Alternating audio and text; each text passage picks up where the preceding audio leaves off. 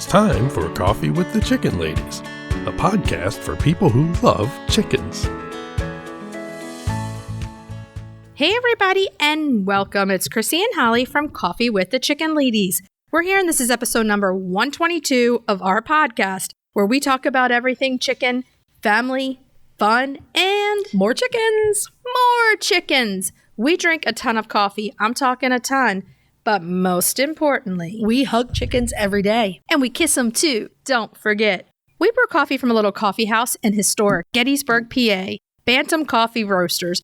Holly Ann, what kind of coffee are we brewing today? This is Mexican coffee. It has notes of a sweet, juicy fruit with a long cocoa finish. It is so delicious. You need to check them out over at bantamroasters.com and follow them on their social media pages. Okay, so are you ready to sip some of this absolutely delicious coffee and chat? I am, but first a word from our sponsor. We have some exciting news to share from our sponsor, Grubbly Farms. This month, you can receive 30% off if you're a first-time buyer. I'm a long-time subscriber, and my flock love the healthy, nutritious treats. Orders $40 and more ship free. If you haven't heard, Grubbly's has a fantastic layer pellet and crumble feed. It's packed with plant and insect protein. It's perfect for those picky chickens and ducks. This offer does not apply to subscriptions and cannot be combined with any other discounts. It's a great time to try Grubbly Farms if you haven't yet. Use the code CWTCL30 for 30% off your first purchase. Try it today. Okay, so mid-March. I can't wait for it to go out like a lamb. How are you doing? I'm great. I just want to take a moment to say happy birthday to my sister Colleen and happy birthday to my mom. Happy birthday to ya! Yeah! I'm all over spring right now. Like, I've got plants started all over my studio. I'm getting really excited to get our babies from McMurray. I'm getting excited for the babies. I got my seed catalog. I am going to start planting some more seeds this year so I can go less from already big plants. It's going to be a lot less expensive. It's a lot less expensive, and you have a lot more control over the actual varieties that you're growing. Yeah, you get about 1,000,000 times more variety. Yeah. Because if you go to the store to buy your plants, you're getting the same thing that they have every year. They never have more than what they have. And they may or may not have been treated. They may or may not be open pollinated seeds. I have a boatload of cotton. I started all kinds of cotton. Yeah. And I found this really nifty thing. They're reusable plant trays. And they're made by Burpee. In the bottom of each cell, there's like a little silicone web. Okay. So essentially, you can push the seedlings up and they stay in their little dirt pot. Mm-hmm. You can transplant them that way. You can move them to a bigger pot. But you can use these things year after year. You can even put them in the dishwasher to get them clean. Yes. Yeah. You know me. I've said this before on the show. I am like one that's always gone out and just bought my plants as plants and planted them and not really gone from seed. But this year I decided I want more variety and I don't want to spend as much. So it's actually better. I just have to get the knack of it, get going on it, and see how we're going to do. I'm here to help you if necessary. Oh, I know you will. So that's going to be fun. I will probably just get some of the mainstream herbs that I want for back there already. There are certain things I will buy. I will definitely buy my herbs if they're really good quality. Yeah. And if I come across like a vegetable that I've never grown that I really like the looks of, I'll still buy starts here and there. Yeah. I think like marigolds, I'm going to try them from seed. Mm-hmm. And they're easy to grow from seed. And you can get some really pretty ones. Yeah, because that's going to be a big base to around the runs. Mm-hmm. And I have all my wine barrels set up. And last year when the storm came in and took out the chicken run, basically my dream gardens went bye-bye. Bye-bye. Yeah. So we're starting all over, but it'll be fun. Yeah. I had Cornelia out this morning with the seed catalog on my lap. We were both looking. Now she went to the marigolds and the dandelions and the cabbage. So those are her wishes. I've got 12 little cabbages growing happily right now. She would be happy then. I'm sure she'd probably decimate those. And when we got to the cabbage page, there's a little boy who's holding cabbage that's like 10 times the size of him. Her eyes were huge, looking at him like, can I have some of that cabbage, man? So I'm excited. I want this cold weather to go away. I changed out of my regular clothes to put on fleece pants, a sweatshirt, fleece socks. It's cold. It's cold and like drizzly today, but by the time this episode drops, I bet we're going to have much better weather. Because it's going to be going out like a lamb. That's right. Okay, so let's move on. If you are listening to our show and you're loving it, head over to Apple Podcast and leave us a written review. It does amazing things for the growth of our show. And while you're there, hit that subscribe button. There's 2 reasons. The first one is you never ever miss an episode. And the second thing is it's a great way that you can help us grow. If you're looking for other ways to support the podcast, you can tell a friend or 2 or 5 about the podcast. You can share your favorite episodes on social media. You can visit our Etsy shop, check out the mugs and t-shirts we have there. I just want to give a shout out to my friend Trisha Larm, who came over and bought some t-shirts. She did. Thank you. Thank you. It means so much that you support us over there on Etsy. You can become a patron of the show, patreon.com/coffeewiththechickenladies. Check out our levels of membership. The other thing you can do to help support the podcast is visit our show notes, use our discount codes and affiliate links, and buy products from our sponsors. Yay!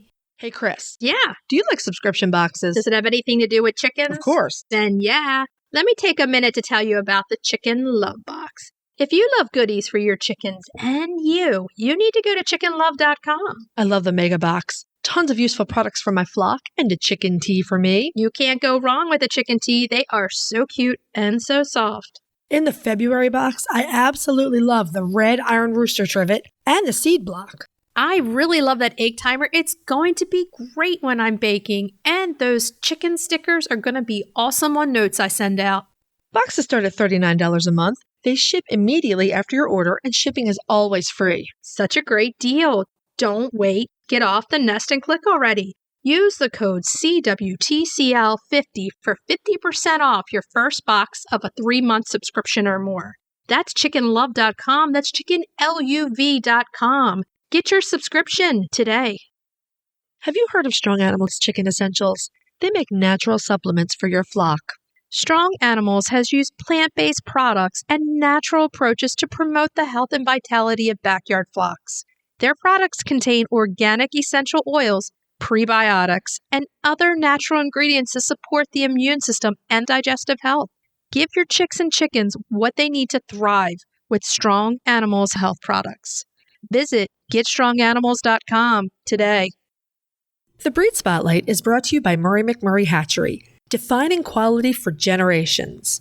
For over a century, McMurray Hatchery has remained a trusted family-owned business working tirelessly to ensure our poultry meet the highest standards.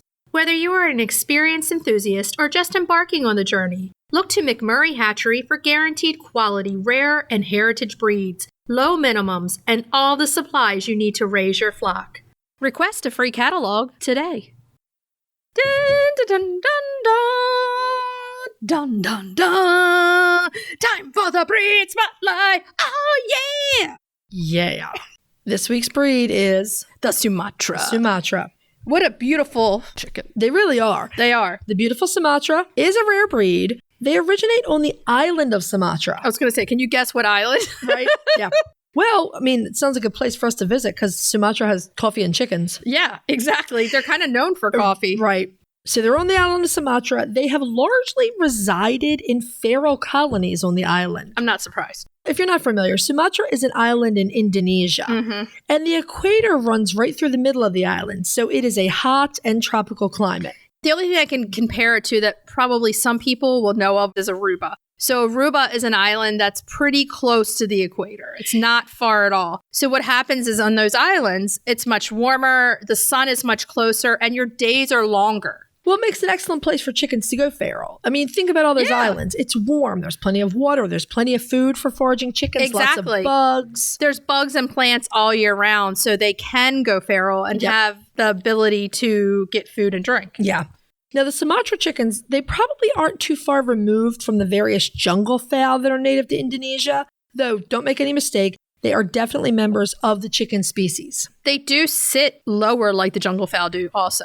If you take a photo of Sumatra and put it next to a photo of the jungle fowl that's found on the island of Sumatra, you can see some real similarities. I can see it just from looking at my pictures because jungle fowl kind of sit lower to the ground with that long tail. Long and sloping. Again, the Sumatra is definitely a chicken. It's not a jungle fowl. It's not a pheasant like you'll see some people say. But when you look at them, you really can recognize that the jungle fowl was one of the precursors to the chicken. Well, for the one thing, when you look at them, they're black, but the green sheen in their feathers is immense. Right.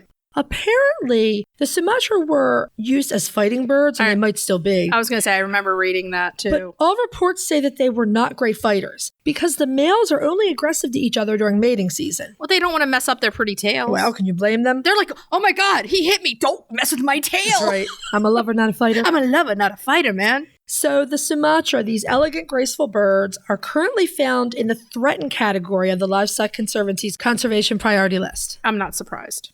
Look them up because they really are absolutely beautiful. Yeah, while you're sitting here listening, if you can, if you're not driving or in the middle of something, look them up. Yeah, don't do that. They definitely have a very unique look to them. They do. So they're a light-bodied chicken, and they belong to the long-tail variety. So they're similar to the Yokohama, the Phoenix, and the Kubalaya. Yes, definitely. They are very dark birds. They do carry the gene for fibromelanosis. That's the gene that... The dark skin. Right, the Svarthona and the Iamsamani and the Silkies. So the Sumatra do have the dark pigmentation all the way down to their skin and bones. But their skin color may vary because sometimes that gene doesn't have full expression and you get not quite as dark coloring. So sometimes you'll see that sort of purplish mulberry color. Right. Sometimes you can see more of the red present. Or that green. To me, they have way more green sheen than any other black chicken I've ever seen. They probably don't have more than the Java, who are like the kings of the beetle green sheen. But yeah, they're known for that green iridescence. Look at that little guy's eye. So cute. Yeah. And maybe it's just because they're in, a tropical area. The sun's always hitting them in these pictures. It's very evident. Well, no, they're very well known for their iridescence. We'll talk about that in a sec. So they have very small peak combs, very small wattles and earlobes. And big eyes. They do have big eyes. It's a big dark eye, yeah. They do have big eyes. They have black or slate legs and feet. And apparently, like the Jersey Giant, the sole of their foot is yellow. Okay. Cute little thing. The males have extra long, flowing saddle and sickle feathers, and they're going to require some extra care to keep them clean. Yeah, they don't want people messing with those tails. The hens have a long tail as well, but it kind of just sticks out behind them. It doesn't drag on the ground like the males do. The females always miss out on these long tails, man. Well, it's not really practical, especially if you have babies behind you. You're like, look, I don't need this long tail. But I will say, now I have a picture of a hen up. She doesn't have nearly the green sheen as the male. That might be the photograph, though. Well, I know, but I've seen other pictures. But her body shape is completely different than the boy. Yeah, and some of that is the visual because her tail sticks out horizontally. It does, and it's long. The Yokohama hens are similar to that. Yeah. Another interesting little point. Like the Kubalaya, the Sumatra roosters may have multiple spurs. They're not really like quite as big and heavy as they are. Well, the other thing is, if they got two of them close together, it's probably better than one single one coming at you. Right, exactly. It's like less of a pointy thing coming. A projectile. Yeah, exactly. So it might not be to their advantage. The most common color of the Sumatra is black, and the feathers gleam that iridescent green that you were talking about. That's what I love about them. They're light-bodied. So the roosters are going to come in around 5 and the hens are going to come in around 4. So think of leghorn size. They're not big birds, even though they have a nice long tail. Right. That might make them look a little larger, but they're not heavy. I think that's the case with most of the long-tail varieties. Yeah, I agree. They're not really big birds. So this is a bird that does not like to be confined. That tail gets in the way. It needs a lot of space. That's what it is? I mean, you got that tail with you. You need space. Well, I think their dislike of confinement is the reason that you find the feral colonies of them on Sumatra and the other nearby islands. They're like, I'm leaving home. I'm just going to go out. I'm going to live on my own. Go out and hang out with the boys. Yeah. They do startle easily, and they're one of the breeds that will jump straight into the air when alarmed. Oh, gosh. That's not good. I mean, think about it. If you're a feral chicken, that's a good way to give yourself a boost and burst into flight and evade predators. If you are interested in the Sumatra and you live in a predator-saturated area, you're going to want to build these birds an extra large run, like an aviary. I think we're going to start just putting that out everywhere because I think everyone should build the largest run that they can. Yep. Because say down the line you want a chicken like this and your run is small, it's not even a possibility for you. A large run just gives you a million options with your chicken keeping. They stay safe, they have room to move around, and then you could do supervised free ranging. It gives you so many more possibilities. I'm just going to keep saying it so I can catch that one person before they build the run. We do go extra with all of our chicken care tips. And the reason we're so meticulous about it is because we've done all the other things wrong. Yep.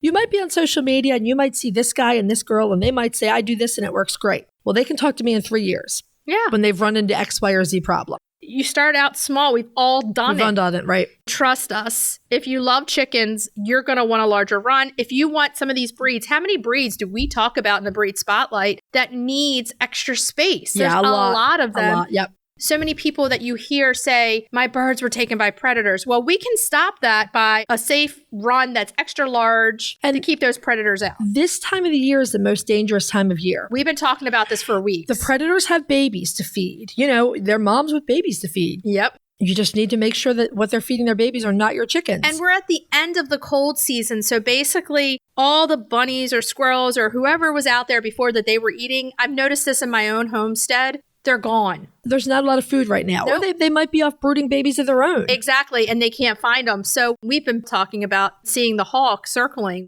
I heard coyote at the family farm the other night. You know, I've seen the foxes and their babies. The reality here is, what's his name on social media? He might say, I've free ranged my birds for the last 5 years and haven't lost any. And all I can say is, yeah.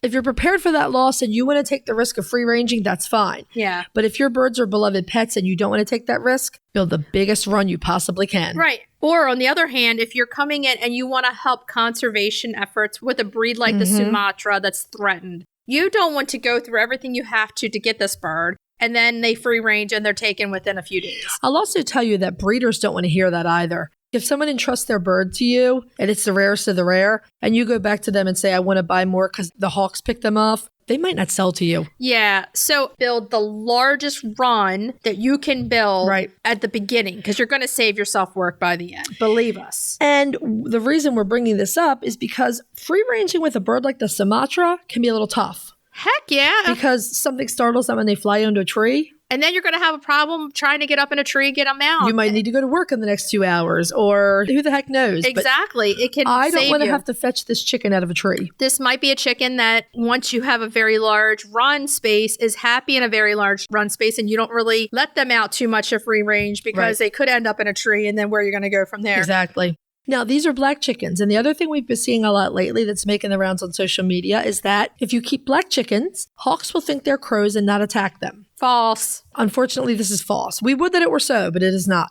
The Sumatras were first imported to the U.S. pre-Civil War. Okay. And they were most likely brought in for use as fighting birds. So sad. Or to breed into fighting bird programs. I hate hearing this. I know. I hate when that's where the history takes us. But with a lot of what are called the Oriental class, and the Oriental class are not the same as the Asian class. Right. Even though we don't use those words anymore, the Oriental class in this instance means the Malays, the Sumatras, some of the other Asian game birds. Right. So the first documented Sumatras arrived in Massachusetts in 1847, and then there were some more importations in the early 1850s.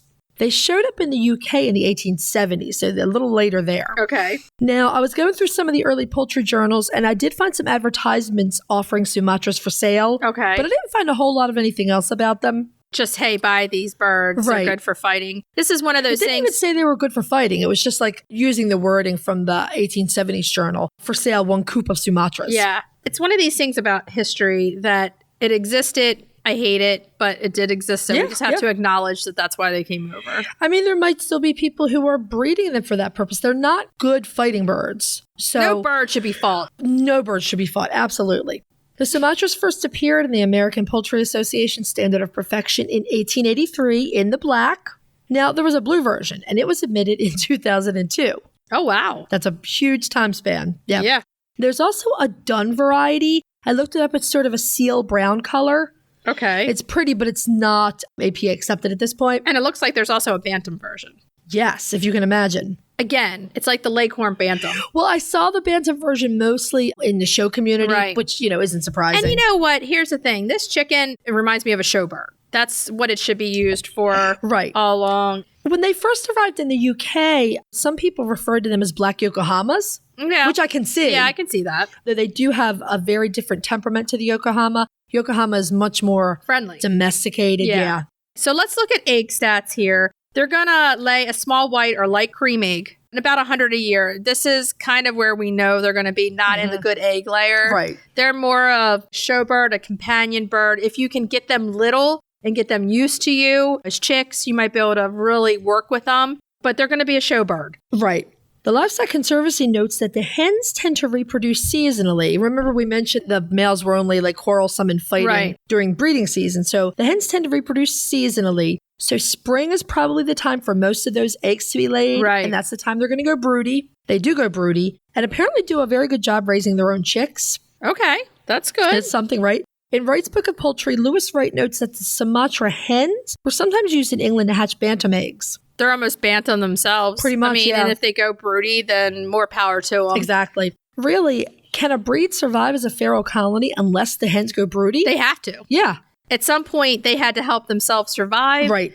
And that is by going broody, a lot of feathers back there, so they can sit on those eggs. Now, the most important takeaway from the Sumatra is that they are beautiful, but they are not a utility breed. This isn't really a great homestead breed. It's not going to be... Well, that's probably why they're in the threatened category. Yeah, so it's going to take somebody special who wants to really get to know this breed to breed them to be a companion bird. Well, that's the whole thing. I mean, they were imported with the intention of fighting them. They may still be used as fighting birds in Sumatra, and they're reputed to be standoffish in demeanor. But that's not to say that you can't try to make a pet out of them. Honestly, I'm not sure how many people have tried.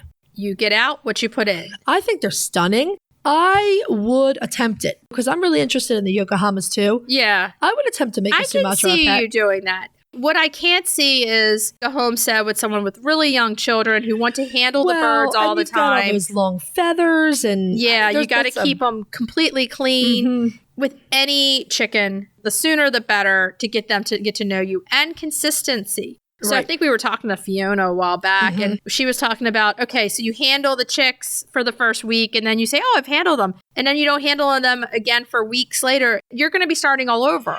So if you have this chicken and you work with them every single day, they're going to love you. Right. They have the capacity to love. You know, it's funny because I have birds that we handled a lot when they were younger, and then we got busy. And when we went back to handle them, they were fine. But I also have a couple of birds that when we didn't handle them for long periods of time, practically went feral themselves. Yeah, I mean, with anything, consistency is the key. You need to do that. Let's look at it this way. They went back to feral there. Yeah, exactly. So that runs in their genetic makeup to be able to do that. Mm-hmm. This is going to be a chicken that you have to have the time, that you have to have in your heart. You want to work with this chicken breed to help save them. Because you need to watch their environment. You need to do all these things. The good news about them is they are reputed to be very healthy and hardy chickens. And they're beautiful. They're beautiful. But you're right. They're not a utility breed. You're not getting them for eggs. You're not getting them to go dig in the garden. Right. This is a conservation effort. And can you work with them to the point where they trust you and they'll love you, but can be handled? It's a good question. I like to see somebody try to do this and save this chicken and get them off the threatened list. Yeah. Now, their main occupation, obviously, in the present is show chicken. We don't like the word ornamental for a bunch of reasons. Oh, yeah. So we could just say, if you're interested in a pretty chicken, the Sumatra is one to think about. Yeah, and if you want to even get your feet wet with showing birds, this would be a great chicken to start with. Yep. So, where do we find them? McMurray Hatchery sells black Sumatras as straight run chicks. So here we go. They're straight run. You always have to have your rooster plan. Right. And here with this chicken, you're probably going to need a rooster and a hen because you're going to be doing it for conservation efforts. You can also check with the Livestock Conservancy's breeders directory, see if there's anyone local to you. You can also try the American Sumatra Association website and or Facebook page. And there you may be able to get grow outs. Yeah. If you have a breeder willing to sell them. I mean, they're beautiful. I think they're absolutely stunning. They're gorgeous. I like a black chicken. And I think those long tails are gorgeous. And I like the way the hens look. This is a chicken that needs help. If you're out there and you want to try to help this beautiful chicken, we'll call it the Sumatra pet chicken experiment. Okay, so if you have the Sumatra, we seriously want some pictures. We very much do. If you share a picture with us, it may go up on our feed. Now, that's a new one. That's a bonus and a threat. It's actually a big bonus because we'll give you picture credit and share it because we want to show this chicken with somebody who actually legit gives us a picture of their chicken. Mm-hmm. If you're looking for a chicken coop that's produced in a planet-friendly, sustainable way, try Nestera. Each coop is made from highly durable, 100% recycled plastic that keeps the equivalent of up to 2,000 shampoo bottles out of a landfill. Their clean, modern design will fit into any garden or run area and comes with an industry-beating 25-year warranty and a range of handy accessories. Simple to put together, so quick and easy to clean, and most importantly, red mite resistant. Your chickens will love it. Quick shipping from Amazon.com or Nestera.us. For a 5% discount, use the affiliate link in our show notes, on our website, and on Instagram. Link in bio. Check them out today. Roosty's proudly sponsors Coffee with the Chicken Ladies. We personally use Roosty's products with our chickens, and we're huge fans. They have their awesome nesting pads, do-it-yourself feeder and waterer kits, and they've just released their best product ever, a new chick feeder and waterer set. They have adjustable legs to keep food and water clean. They're super well made, and the feeder even has a removable lid so it can easily be filled from the top. So if you're raising chicks or keeping chickens, all their products are available for Prime delivery on Amazon.com. Check out the Roosty store on Amazon or follow the link in our show notes. So let's move on to main topic. Yeah. And this week, our main topic is our monthly roundtable with Fiona. We're talking about the pros and cons of auto Coop door openers. And believe me, they're out there. It's a bigger topic than you would think. It is. So let's go across the pond and have coffee with Fiona. Yeah. Hey, Fiona, how are you doing? Good. I mean, we're still under lockdown over here, unfortunately, but I'm hoping that it's going to be lifted soon, but you never know. It was the 2nd of May last year, but was the it that cases long? in the UK. Yeah, it was very late last year, but this year the cases, we get text alerts every time there's a case, and there's only been 2 in March. Now, at this point last year, there'd been 6 cases, and the numbers are really going down, so I'm hopeful. And Deborah, if you're listening, please let the chickens out. It's worth a try. It's spring. You want the chickens out on the grass. Yeah. So yesterday was the first day of spring, but it was cold, man. I was freezing. Today is better. It's warmer It's here. a little warmer here. Not cold. It's lovely over here. Sorry, guys. Lucky. Okay, so this month for our roundtable, we wanted to talk about the pros and cons of automatic door openers and whether or not it's a good idea to add this to your setup. So let's do this. Fiona, you have worked with and reviewed a lot of auto doors. So you're our authority on this. We have lots. So shall I just go through the list? We got the Brinsey Chick Safe Advance and Eco models. We've got the Titan. We've got the Omelette. We've got the Chicken Guard Premium and Extreme. And we've got the Nestera. So we've got them all. That's pretty good. There's a plethora to choose from if you want to go with an automatic door opener. Yeah. There's lots of different functionality to go with as well. So, I mean, the first thing to ask is, do you actually need one? I mean, if you're home all the time and, you're up very early or, you're up later in the evening, you're always going to be around for the chickens. Do you actually need one? That's the first question, I suppose. I like my eyes on my flock, whether they're coming out in the morning so I can look at crops and everything else. And in the evening, I want to count heads or I'm not going to sleep. But we were talking about this a while ago. You and I, we were talking about different professions. So we were like, okay, so you got a baker. They have to be at the bakery super early at like 4 a.m. to start baking. They want chickens. What are they going to do? They're not home at that magic hour to let those chickens out. So there are a lot of situations where it may work for some people. Right. And we say this all the time. We're a little bit easier with the opening in the morning. Yes. It's the evening, the checking for the shut-in where you got to be really a little bit more precise in checking. And even if you have a normal 9-to-5 job, I think an auto closer is really, really useful because in the middle of winter, it's dark by 5 p.m. And even if you do finish work at 5, you then got traffic and you've got to drive home. So it's unlikely you're going to be home before it's dark. And if you want a bit of peace of mind, it's useful. There are a lot of people that they do actually suit. But, there is a question there. Do you actually need one? What is your lifestyle? How does it actually work? I think that's number one key is your lifestyle. Absolutely. And whether or not you actually need it. And if you're home during the day, it's just a question of getting a little bit of exercise and some fresh air and going out and letting the chickens out. I absolutely would have needed one if I were not married because as a librarian, I worked really off shifts. I was going in at 3 p.m. So I wasn't around to put chickens in. So yeah, I think there are definitely places where that would be a key thing to enable you to even have chickens. Yeah. But even if you're at home, I mean, if you do want the chickens to be able to come out at first light, in the middle of summer, that could be 3 o'clock in the morning, 4 o'clock in the morning. That's not good. That's not a great time to get out of bed. So if you want it to open and let the chickens out at dawn, if you feel safe in terms of predators, absolutely. It's really useful at that time. And then you bring up a good point. Geographically, where are you? So are you in a predator saturated area or one that's less? Because basically those magic hours of hunting for predators, for some of them, are dawn and dusk. So if you're letting them out a little too early, you're going to deal with more of the predator situation with the fox coming up or whoever just kind of looking. Just a quick note for new listeners. Fiona is in the UK, remember? So yes, it does get light at 3 and 4 a.m. in the UK. And you do have less predators. We do have predators, don't get me wrong. We do have foxes, we do have badgers, we do have various predators that will attack the chickens. But then again, there are a lot of auto openers, auto closers, where you can go for different functionalities so that if your dawn is at 4 a.m., but you want your chickens to be out an hour after, so you miss that gap. Still, 5 a.m. is very, very early in the middle of summer to be getting out of bed for a lot of people.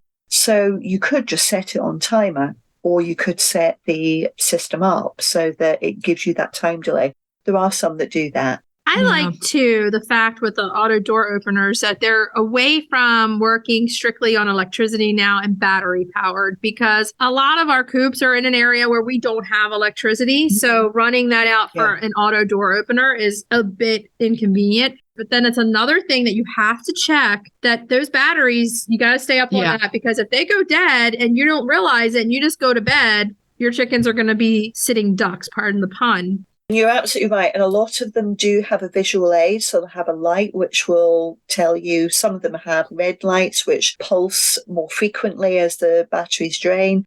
Others actually tell you low battery. But there are some which give you no indication whatsoever. And you just don't know they're not working until the door doesn't open or the door doesn't shut. We prefer the ones which have the battery visual aids. But again, even those on batteries, the one thing to carefully research is, can you use rechargeable batteries in them? Because some of the leading ones don't work well with rechargeable batteries. Well, obviously, we're going to give some options. But also, if you're going to go with an auto door opener, you've got to stay on top of your power source and make sure it's functioning. We migrate to the ones which go for the rechargeable batteries, partly from a cost point of view, but also from the green point of view as well. Yeah. Yes, I agree. Because the single-use batteries aren't a fabulous idea anyway. The functionality itself, you can get some which have just solar, some which have solar and timer, some which have solar, timer, and manual. And now one of the big pitfalls when looking at auto openers is that some of them you can't mix and match. For example, we need to keep our coop that's got our big lad in. So DeWalt, who's a bit of a tool, that tells you about his name.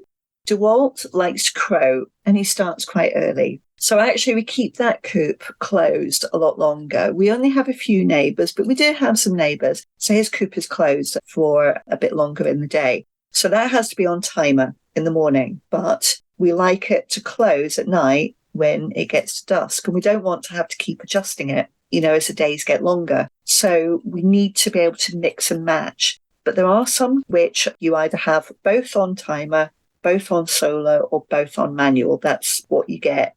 And it is a pitfall because unless you actually research into the specifications, it's quite difficult to work out which coop auto openers do that. How many of your coops have auto doors and how many do not? We have got one coop which doesn't, and all other 10 have auto openers. And then over here, Holly has one auto door opener and the rest of our coops have none. And it is one brand that you don't have. It's Harris Farms, which is a Mana Pro. That's a really good one. Yeah. There are pros and cons to it. Now, when you were talking about solar functionality, for people who just don't have auto doors, we're not talking about hooking up the solar power there. We're talking about a solar sensor. So the coop will open when it gets light. I had the Harris Farm door set that way, but every time it would storm, it would inappropriately close. So that's a downfall to using a solar, because if it clouds up a little too much, it could close too early. And then here's the thing where I will definitely be checking to make sure they're in at night, even after that door shuts, that it doesn't leave anybody out. When you set the timer, you have to constantly adjust if you want it to go to, because as the days get longer, your dusk changes. So you do constantly have to adjust.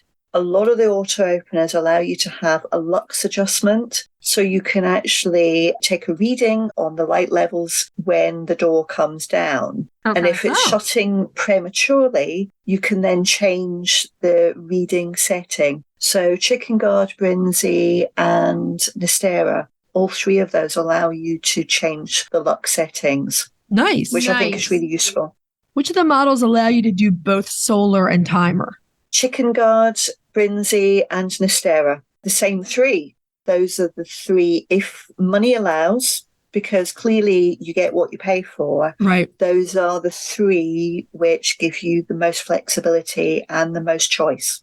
The omelet door opener is kind of made to work with the omelet Coop, right? But it does work with any other Coop. We actually have a review video showing fitting it to a wooden Coop. Now, the only problem with your omelette one, theirs you either have both set on timer, both on manual, or both on solar. So that is the downside of the omelette. The other thing on the omelette is it works on a ratchet system. So the other auto openers we're talking about are up and down motion. So they pull the door up and let it drop on a string, whereas the omelette one, because it's going side to side, actually works on a geared mechanism. Now, they have a safety mechanism because it's on gears, once it starts to move, it can't stop. So with an up and down, if your chicken's in the way, your chicken's body just holds the door up for a little bit longer as it goes into the coop or comes out the coop. It's really not a problem. But on a geared mechanism, if your chicken is partly through the door, it would keep going without a safety mechanism. So what it does is the side of the frame, which the geared door goes into, if that has a weight against it, the door will automatically start to open again. Now that on the face of it sounds like a fantastic marketing thing, and it's a big thing which Omelette have. However, from experience, we found it can be a problem. So if you've got a predator who comes along, if that door isn't completely shut and all the gears fully into the final closed position, a fox might come along, a raccoon might come along, hit that safety mechanism, the door will start to open again. Now, that could be just one piece of bedding. So it might be a piece of straw, it might be a piece of shavings, it might be some feathers from your big rooster laying against your safety mechanism. Right. That could potentially cause a problem with a predator. Is there any way you can modify that, like an aftermarket modification to stop it from happening? Well, the only problem is if you stop that safety mechanism from working, it means that a chicken going through the door as the gears are grinding and bringing that door shut, they could be crushed. So it is actually for the safety of your chicken. Okay. But it does have a downside. So you've got to be very, very careful. This is the other thing about auto closers. I would recommend, even when you do have them, every single night go and check, first of all, that no chickens have been locked out. And if you've got an omelette one, that the door is shut properly.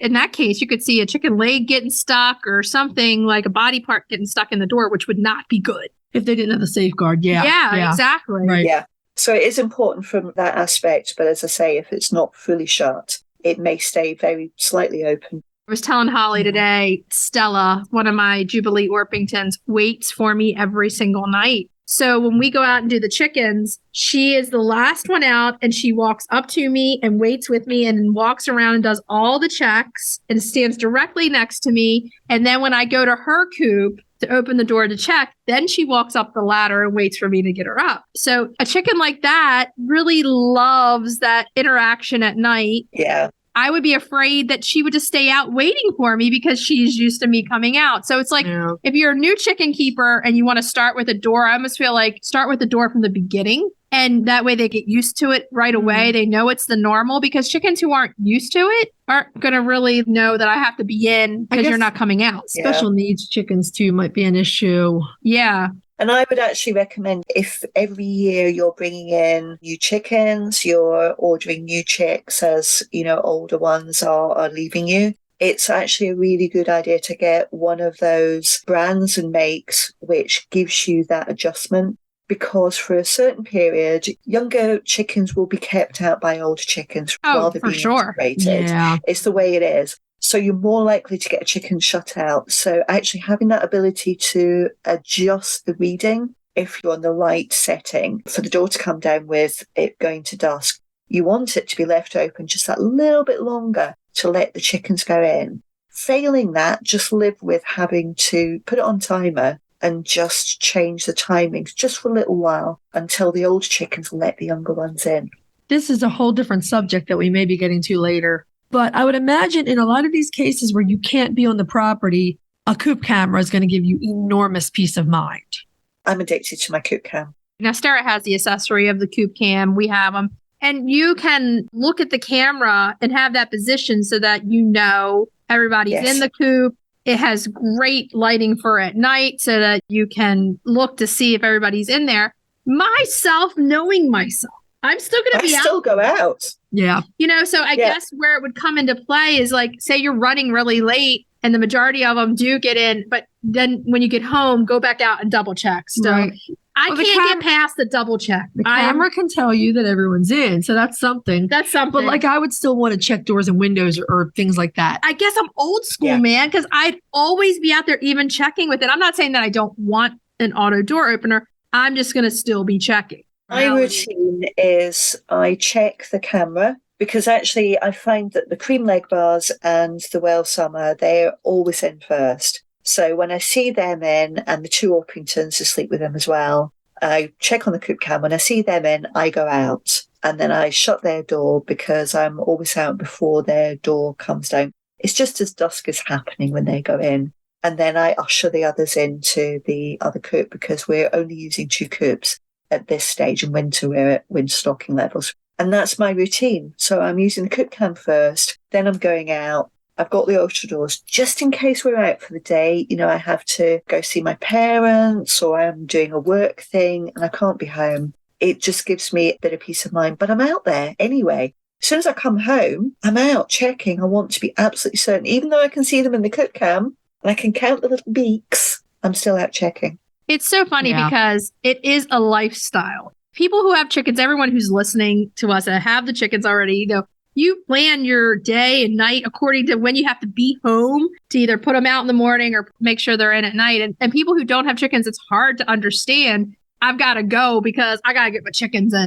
The auto doors can help a newer generation or older generation make it more convenient. The thing I'm saying is they need to still be double checked because you have that one chicken that doesn't make it in time, and that could be devastating. And training them to work along with the door is a whole nother aspect. I did the Harris Farm door, and my chickens used it just fine. It's installed on the pop door of my Amish coops. And so the only way that that would work if we weren't around to close the doors is if we had the large door on the coop closed and the pop door was the only access point. And I think that would be okay, but I'm not comfortable, and you'll have to tell me if any of the models are good for this. I'm not comfortable with that being the only barrier between my chickens and, say, a raccoon or something worse. Yeah, I mean, it depends on the doors. A lot of the doors that come with the auto openers tend to be plastic, but there are quite a few now that have metal. And actually, if you check the poundage and the kilograms that the Coop auto openers can actually lift, what we found is for those which don't come with metal doors, we've actually made aluminium doors. So you just get sheet aluminium and then drill a hole to put the string through. Really simple.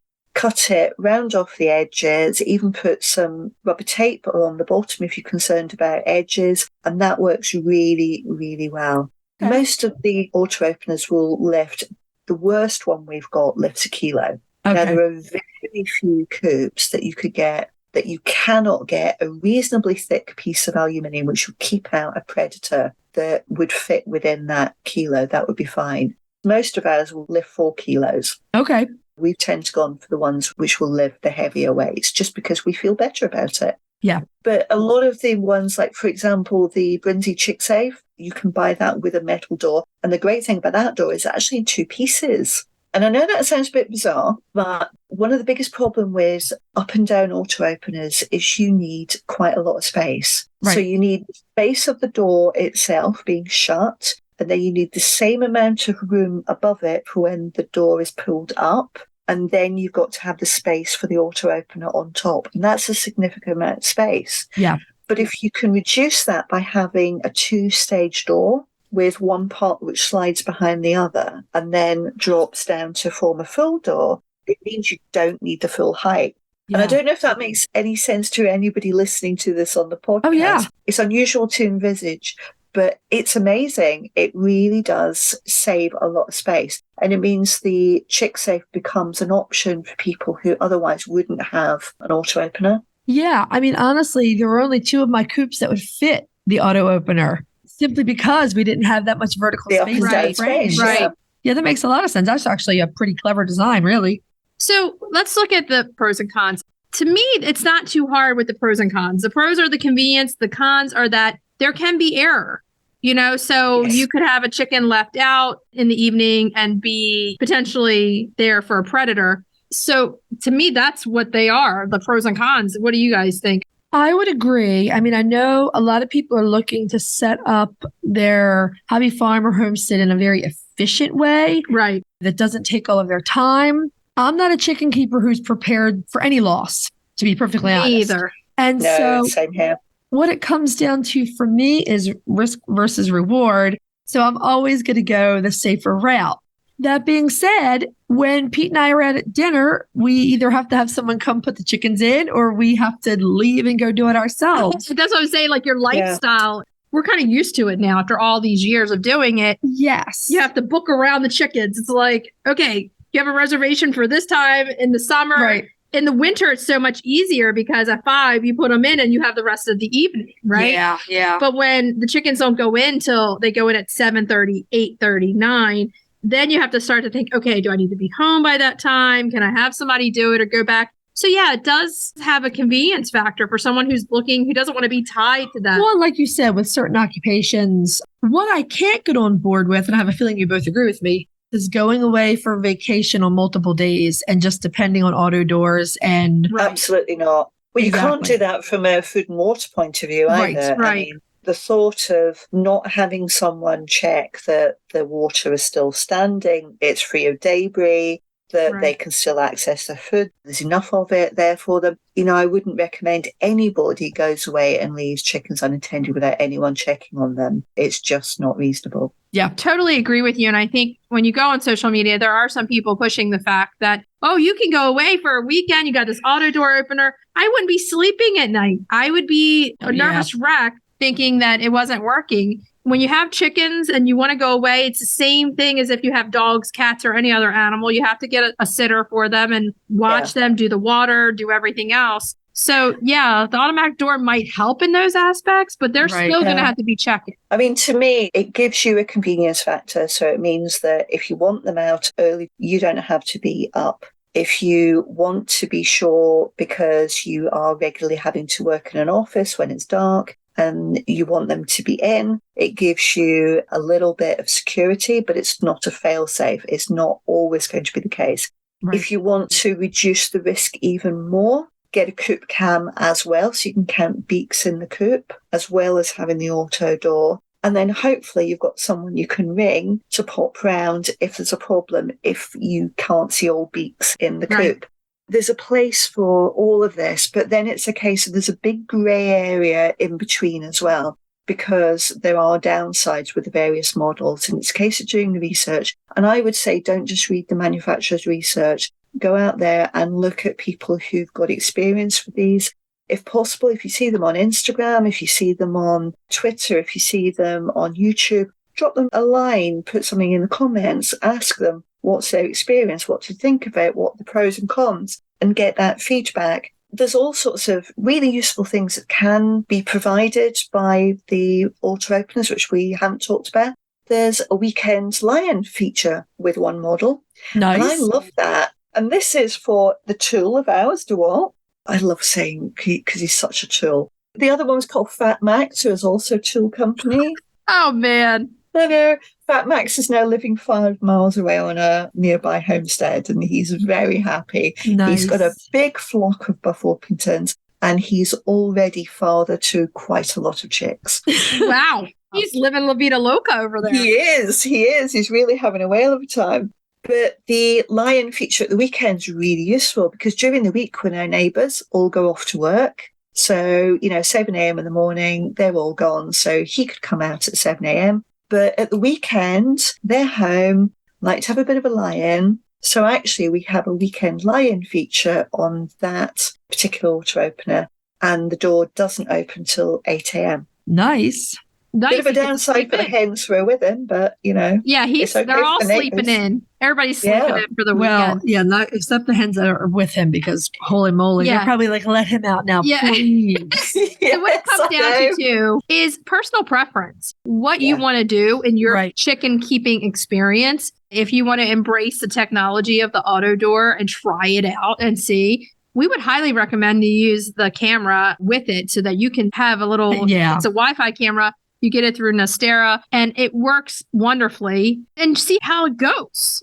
If your coop and your run is in a shaded area, make sure you get one of those auto openers and auto closers if you want to use the light function that has the lux adjustment. If it doesn't have the lux adjustment and you're in a shaded area, don't buy it. Please don't buy it, because you will regret it. Oh, yeah. When we were testing the Harris Farm model, if we had kept the big door closed on the coop and only had the pop door with the auto door, the chickens would have been shut out more than once. This isn't foolproof. This isn't taking away chicken keeping, right? This is a tool to use to assist you. Right. But you still are in charge of the chicken keeping and making sure everything's working okay. I could think of several scenarios. I could think of a bossy hen who wouldn't let the others in and the door closes. Right. There's a lot of scenarios. Some of my really, really big chickens don't fit in the pop door well. We always have the big coop door open for that reason, but Ricardo Montalban did not fit back in the pop door very well. What would be your favorite to recommend? Well, it's interesting actually, because there are different ones I would recommend for different things. If you've got side to side, I would say get the omelette. Be aware of that safety bar. That's the thing. If you don't have the space run up and down, go for the omelette, because it does go on practically every single coop I've come across. Nice.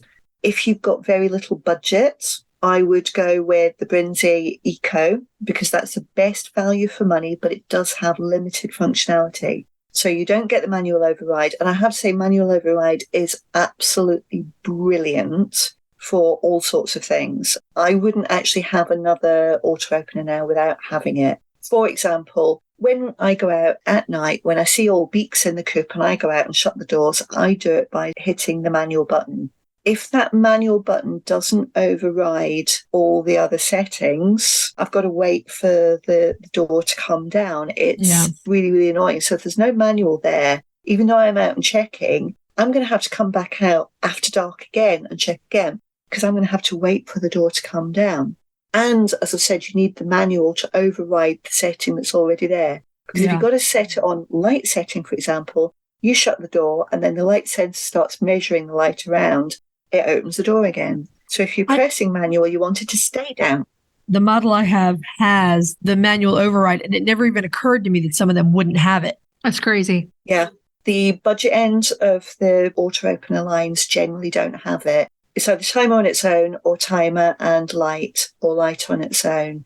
Very few have the manual. That manual is almost like a premium feature. Okay. Which sounds a bit counterintuitive, but actually it makes sense when you think about it.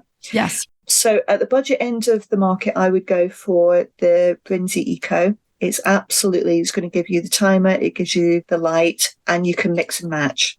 And then at the other end, I would say if you've got an Nestera coop, go with the Nestera, because it's pre-drilled.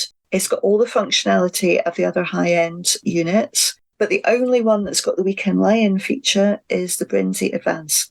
Okay. I think it's a good thing to say, too. Like, if you have an omelet, go with the omelet. Because these doors are made to go with these coops. Some of them have better features, but trying to fit a different brand door opener on a different coop is going to be a little bit difficult. That's very, very true.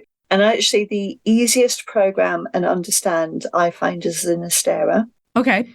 The Brinsley Chick Safe takes a little bit more understanding, but that's because it's got the extra features with the weekend lie-in. And actually, of the three which are feature-rich, which is the Brinsley, the Nestera, and the Chicken Guard, although I was Chicken Guard loyal for many, many years, Nestera and Brinsley have both overtaken them. Okay. They are more expensive for the features. Mm-hmm. And I would say go Nestera or Brinsley first before you go Chicken Guard. Because the other thing is, both the Nestera and the Brinsley, for the equivalent money, they lift bigger weights in terms of doors, which gives you more options. Nice. It was fascinating to me that the auto door is actually so simple. It is essentially a pulley winding the string back on a spool and lifting that way. It's a very simple mechanism, but if it's not strong enough, it could fall on them. Yeah. With our chicken guard auto openers, we have had more motors burn out. In fact, we've had no motors burn out on any of our other auto openers, but we have had them burn out on chicken guard. It's an honest review. It's an honest review. Okay, so we want to thank Fiona for sitting at our round table this month. We love our round tables with you. Our listeners love you. We get so many reviews saying they love you. Your candid look at door openers and closers is very welcomed. Fiona, you said you had an omelet door opener review video, which I will link in the show notes. Do you have videos for each of these?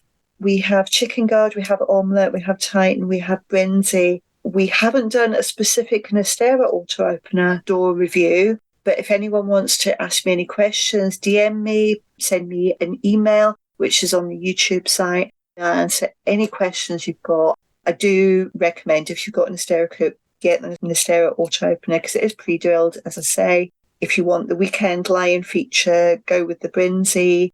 If you don't have the height, go with the omelette. If you have got limited funds and are okay without the manual feature, go with the Brinzy Eco. Excellent. Thank you. Thank you. And everyone remember, if you have not seen Fiona's videos yet, go visit her YouTube channel, English Country Life. There's all kinds of amazing stuff there for chicken keepers, new and old. You're going to love it. Until next month, we'll talk to you later, Fiona. Bye. Bye. We just want to thank Fiona one more time for a really great discussion. Remember, you can go check out Fiona's beautiful videos on her YouTube channel, English Country Life. Okay, it's just about that time for Cracking the eggs. cracking those eggs. We're getting ready for the Easter table with this. We are. So this week's cracking the eggs is Cheddar and Chive drop biscuits. Yes, we're getting ready for Easter. We want something that we can use at a brunch or a dinner for Easter. Right, we gave you the crepe cake last week, which is really dreamy. It was delicious. It was delicious. And this one you can use if you do a brunch or a dinner or a lunch on Easter or Sunday dinner. Yeah, it goes really well with scrambled eggs. A lot of drop biscuit recipes don't have an egg in them, but we found that an egg in there made them less crumbly and a little more rich. Well, it's going to bind everything more together, too. Mm-hmm. It's going to keep them from falling apart a little bit less. Right. And you can change up the herbs if you want to. Honestly, what inspired this recipe is that the chives are the biggest thing in my garden right now. Use up what you've got. Exactly.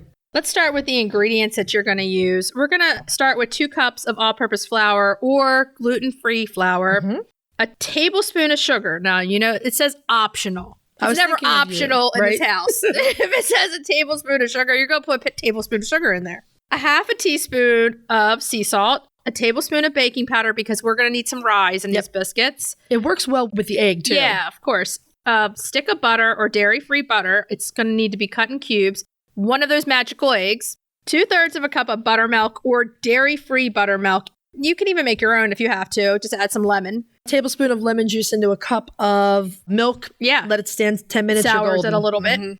Cup of shredded cheese or dairy-free cheddar. And 3 tablespoons of Holly's famous snipped chives she has. She better be bringing some over here. Yeah, I knew you'd say that.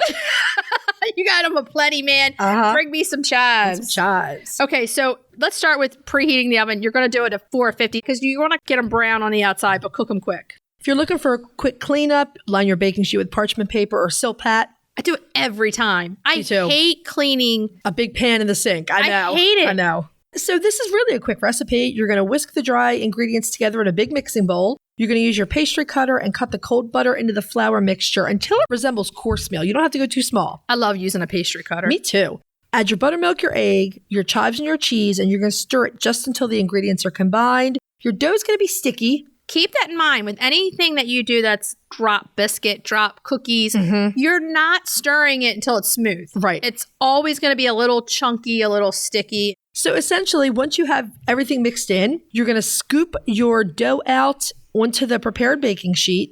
I like to leave close to 2 inches between them because these can rise quite a bit. And I always use an ice cream scoop because You can clean it out all the way. You can just press the little handle. It'll all come out for you. And everything's the same size and uniform. It's pretty uniform. An ice cream scoop is about the amount you want. Yeah. I have a small soup ladle that I use for the same thing. Yeah, like you can get the little baller too, which is a little smaller. If you want to do mini muffins, that works really well. Yeah. This is going to make you roughly a dozen biscuits. You can double the recipe really easily if you want to. Yeah. And then you just bake it for about 10 or 15 minutes. Don't let it get too brown. No. Keep in mind, when you take them out, they're going to cook still for a few minutes on that sheet. If you want to keep them warm, you can simply put them in a bowl lined with a towel. Yes, exactly. And it's a really fantastic addition to Easter brunch. It's going to be yummy, or just Sunday dinner or lunch or breakfast with eggs. You can eat them anytime. It's just easy to make. If you like biscuits like us, make them all the time, but put that sugar in. So if you make this recipe, send us some pictures. We'll give you a share on Instagram. We love seeing that you're making the recipes and loving them. Mm-hmm. Okay, so let's move on to retail therapy. Retail therapy. Yeah.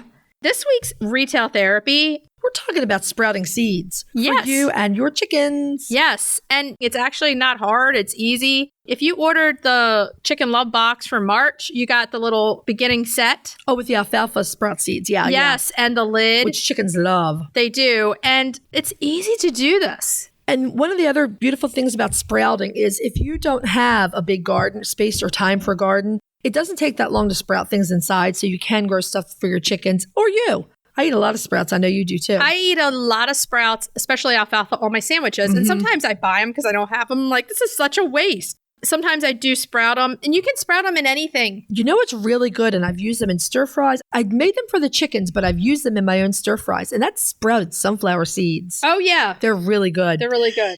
Each one of us is going to tell you about our favorite source for both sprouts and sprouting equipment. Yeah, we're going to talk about it. And I'm going to talk about the True Leaf Market. That is the company that Andrea over at the Chicken Love Box worked with this month. And I'm sprouting with those seeds.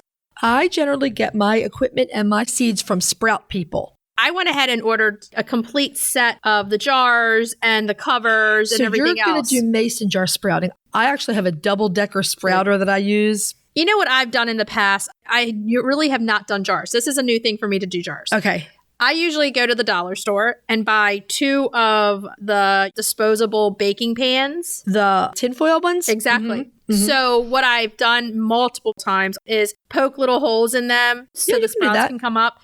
And then you put the seeds in one, and then they grow up, and you can rinse them that way and not lose the seeds. Well, if you're taking them out to the chickens and they're in something like that. That's why I make them that way. Mm-hmm. So when we got the stuff with Andrea, I'm like, okay, I'm going to go ahead and order the jars. And that way I can do it. But there's different places you can go. So why don't you start with where you get your seeds? So Sprout People, it's a small business. It's a couple that run it. They've been around for quite a long time. And I will say that when COVID hit, they started running out of inventory like super quickly. So sometimes it's hit or miss. I tend to just put big orders in once or twice a year with them. They have really good basic sprouts and they have really nice blends. And this is kind of funny. They have one that they make for your 4-legged friends. It's like sprouts for dogs, etc. Okay. I never bought them because I always thought I don't think my dogs would eat sprouts. And then I got River. Your dog will eat a glass. I know he'll eat sprouts. Well, I can't tell you how many times. My favorite to make for myself are broccoli sprouts. Yeah. I can't tell you how many times that dog has pulled himself up to the counter and eaten the broccoli sprouts straight out of the sprouter. Before you can even eat them? Before I could even eat them. Yeah. Yeah, my favorite are alfalfa for sure. Yeah, alfalfa's really good.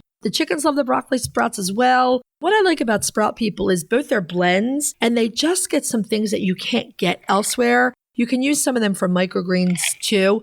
Sprout People have, like I said, microgreen and sprout seeds. Okay. I think the most popular ones are the broccoli, the alfalfa. They have wheatgrass, which I've never tried for obvious reasons. Tons of mix. They have mother's mix that are greens that are beneficial to women. They've got clover sprouts, sprouted oats and groats. Like there's so many really, really interesting things to try on there. They have very detailed growing instructions, which have come in handy. And the other thing I like is they have a variety of sprouting equipment. From plastic to stainless steel. Yeah. True Leaf Market is the same. They have a lot of different types of seeds that you can get for sprouting. It's a game that's more popular now. It's way more popular. The fact that you can have a jar set up and make these right in your kitchen without anything except for rinsing them We're going to have the set that I just purchased through Amazon on our Amazon storefront. Yes. That way, if you want to set it up, I purchased one that was like $23 and you got like 2 jars, the leaning, because there is a purpose that they lean, they grow better. Right. So they have the little rack that holds them at an angle. A rack. They have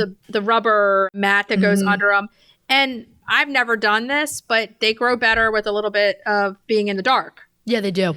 So they have the covers for the jars. I didn't know there was actually a cover. I just throw a white tea towel over my sprouter. No, this has the covers with it. Fancy. Yeah, for $23, you got like the jars, the rack it sits in, the mat, scrub brush to clean them out. Nice. And the covers. And I didn't think it was bad. It's not bad at all. Does True Leaf have microgreen seeds too? Yes. And the microgreens are super fun. I mean, you can grow a tray of microgreens and just take it straight out to your chickens and put it in the run. They have a ton. That's their list of microgreens. Yeah, it's a huge list. Some of my favorite microgreens to grow are radish because they come up so fast. You've always talked about that. And I like, they're very slightly spicy. When I make grits with eggs in them, I like to throw a handful of radish microgreens in there. It's delicious. They have so many types of microgreens that you can grow. Anything from sweet beet seeds to like scallions you can grow as microgreens. The fun part about growing those, you do it right in your kitchen, you eat it and you're done. Right. And then you restart. Right. You rinse them daily to give them the water and then they grow. It's so easy. It is. How did I never do this before? It's really fun. I really enjoy it. It has a quick turnaround a lot of the time. Yep, exactly. So it's not like the same as planting cabbage and having to wait a couple months to harvest it. Exactly. It's within days. There's also a lot of research that proves that microgreens have a lot of bioavailable vitamins and minerals. They're so good for you. So they're very good for your health. Again, they're very good for your poultry's health. You could use them for chickens, ducks, geese. Most of the poultry can eat them. And yourself. Yeah. I mean, and they're really healthy. And your dogs. Yeah, exactly. There's really no downside to it. There is no downside. So the company that you were talking about was? Sprout People. And I was mentioning True Leaf Market. Both of them are very good. And then Amazon, they have them over there. We'll put some selections over on our storefront so we have it all together for you. But try it. It's easy and you're going to love it. Your chickens are going to love it. And it's something that doesn't take a lot of work. And you get a big payoff and you're like, hey, I grew these sprouts. I grew these microgreens. It's super fun in, say, January when there's nothing but cold. It's good to show your kids how to do it now so that going on, they can do it. Right. So grow those sprouts, show them some pictures. Flood us over at Instagram and we'll give you some shares. Okay, so should we tell everybody what we're going to be talking about next week? Next week is our Easter episode. Yay! We are spotlighting the Easter egger. Of course. Of course. Our main topic, we're having a chat with one of the most dynamic chicken ladies we've met recently. Madeline McLaughlin, the owner of Lenora Dane Jewelry. You do not want to miss this. Yeah. Cracking the eggs. We are making a savory clafoutis. It's a savory asparagus and shrimp clafoutis. That's a beautiful dish to serve for Easter. For your brunch table. And retail therapy. We're going to take another look at vintage egg cups. Why not? One of our favorite things to collect.